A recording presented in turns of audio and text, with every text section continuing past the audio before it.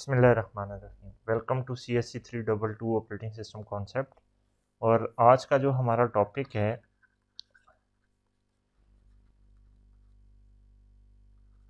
वो है जी टाइप्स ऑफ शेड्यूलिंग एल्गोरिदम या scheduling algorithm. Types of scheduling algorithms.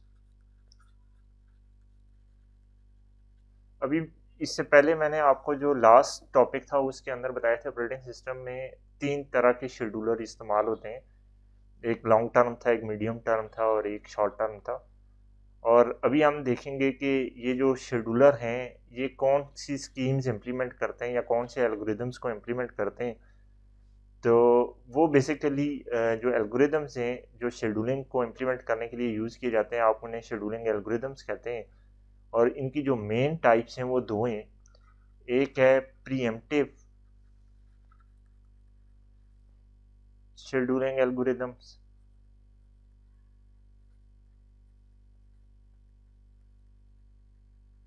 और दूसरी है आपके पास नॉन प्रीएम्प्टिव शेड्यूलिंग एल्गोरिदम।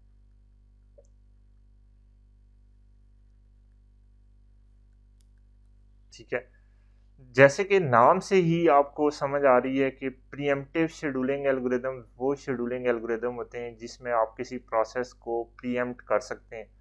और नॉन प्रीएम्प्टिव शेड्यूलिंग एल्गोरिदम्स वो शेड्यूलिंग एल्गोरिदम्स होते हैं जिसमें आप किसी भी प्रोसेस को प्रीएम्प्ट नहीं कर सकते। अब शायद कि आप में से बहुत से लोगों को ये समझ ना आ रहा हो कि प्रीएम्प्ट से क्या मुराद है। तो मैंने लास्ट लेक्चर में आपको बताया था कि आपके पास रैम के अंदर बहुत से प्रोसेस पड़े हुए हैं। रैम के अंदर PCB1 मतलब प्रोसेस 1 है, PCB2 प्रोसेस 2 है, PCB3 प्रोसेस 3 है और अप टू सो ऑन बहुत सारे प्रोसेस पड़े हैं। और CPU को आप 1 बाय 1 असाइनमेंट कर रहे हैं। तो आपने फ़र्ज़ किया कि पहले असाइन कर दिया PCB2, ये जी पहली असाइनमेंट आपने कर दी। अब आपके पास दो ऑप्शन है। पहला ऑप्शन ये है कि ये PCB2 फुली अपनी एग्जीक्यूशन करे, फुली एग्जीक्यूट हो और जिस टाइम पे ये फिनिश हो जाए उसके बाद नेक्स्ट PCB1 या PCB3 में से कोई एल्गोरिथम जो प्रोसेस है वो आप CPU को असाइन करें। और फिर जिस टाइम पे ये फुली अपनी एग्जीक्यूशन कर ले तो उसके बाद आप जो फाइनल प्रोसेस या कोई और प्रोसेस है उसको असाइन कर दें। और जिस टाइम पे ये अपनी फुली एग्जीक्यूशन कंप्लीट कर ले तो उसके बाद आप जो नेक्स्ट प्रोसेस है उसको असाइन कर दें। यानी कि जब एक प्रोसेस ने एग्जीक्यूशन स्टार्ट की तो वो अपनी एग्जीक्यूशन फिनिश होने तक CPU के पास ही रहा या कोई कॉन्टेक्स्ट स्विचिंग आपने नहीं करवाई। तो इस केस में आप क्या कहते हैं कि ये कौन सी आपने कौन सा स्केड्यूलिंग एल्गोरिदम है, ये नॉन प्रीएम्प्टिव है। ठीक है, कि आपने एक दफ़ा जिस प्रोसेस को CPU अलोकेट कर दिया बस वो जब तक अपनी एग्जीक्यूशन फिनिश नहीं करता आपका CPU उसी प्रोसेस के साथ एंगेज रहेगा। ये हो गया जी नॉन प्रीएम्प्टिव कि आप एलोकेशन करने के बाद वापस किसी और प्रोसेस को एलोकेट नहीं कर सकते CPU।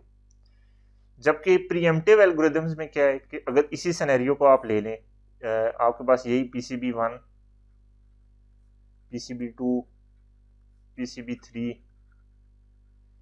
और ये बहुत सारे आपके पास और थे। तो आप कहते हैं कि नहीं, पहले सबसे पहले PCB2 जो है ना इसको एग्जीक्यूट करो। लेट से आप टाइम फ्रेम रख देते हैं कि 2 सेकंड्स के लिए आपने इसको एग्जीक्यूट करना है। अब 2 सेकंड्स के अंदर इसकी एग्जीक्यूशन फिनिश हो गई तो बहुत अच्छी बात है। अगर 2 सेकंड हो गए और इसकी एग्जीक्यूशन फिनिश नहीं हुई तो आप क्या करेंगे, इसके कॉन्टेक्स्ट को वापस सेव करवाएंगे और जो दूसरा प्रोसेस है उसको आप लोड कर देंगे, यानी कॉन्टेक्स्ट स्विचिंग कर देंगे। अब ये प्रोसेस आपका 2 सेकंड के लिए एग्जीक्यूट होगा। ठीक है, ये 2 सेकंड मतलब एक क्राइटेरिया मैं बता रहा हूँ आपको कि जो भी क्राइटेरिया आप यहाँ पे रख दें कि भाई जो भी प्रोसेस आपने असाइन किया वो एक सर्टन क्राइटेरिया को जब तक मीट होता तब तक एग्जीक्यूट हो। जैसे ही वो मीट हो गया अगर उसकी एग्जीक्यूशन फिनिश नहीं हुई तो वापस इसका कॉन्टेक्स्ट सेव करो और जो नेक्स्ट प्रोसेस है उसे आप असाइनमेंट दे दो।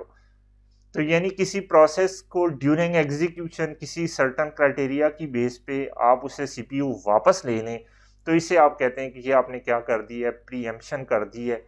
या ये एल्गोरिदम्स आपके कौन से प्री एम्प्टिव शेड्यूलिंग एल्गोरिदम्स है कि इसमें आपका सीपीयू बाउंड नहीं है कि बस उसने एक प्रोसेस अगर एग्जीक्यूशन स्टार्ट की है तो अब जब तक वो फिनिश ना करे तो और किसी प्रोसेस को वो टाइम नहीं दे सकता या एग्जीक्यूट नहीं कर सकता। तो आपकी मल्टी प्रोग्रामिंग में जितने भी एल्गोरिदम्स यूज़ हो रहे हैं आजकल के अंदर, यानी आपके सामने अगर मैं एक ये माइक्रोसॉफ्ट वाइट बोर्ड खोल के बैठा हुआ हूँ तो ये एक प्रोसेस मेरा मेमोरी में और ये चल रहा है, लेकिन इसके साथ साथ क्योंकि मैं अब आईओ कर रहा हूँ इस प्रोसेस के साथ कोई मजीद इंस्ट्रक्शन तो एग्जीक्यूट हो नहीं रही, तो बैकग्राउंड पे स्क्रीन रिकॉर्डिंग वाली एप्लीकेशन भी चल रही है, तो उसका प्रोसेस भी कुछ देर के लिए आता है, सीपीयू उसको प्रोसेस करता है, फिर वापस मेमोरी में चला जाता है, फिर ये वाइट बोर्ड वाला आ जाता है, फिर कोई और प्रोसेस आ जाता है, और ये इतनी फास्ट कॉन्टेक्स्ट स्विचिंग हो रही होती है कि मुझे हर प्रोग्राम पे ऐसे फील हो रहा होता है कि ये प्रोग्राम रियल टाइम पे चल रहा है और इसमें ये मतलब कोई डिले इसमें मुझे नज़र नहीं आ रहा होता।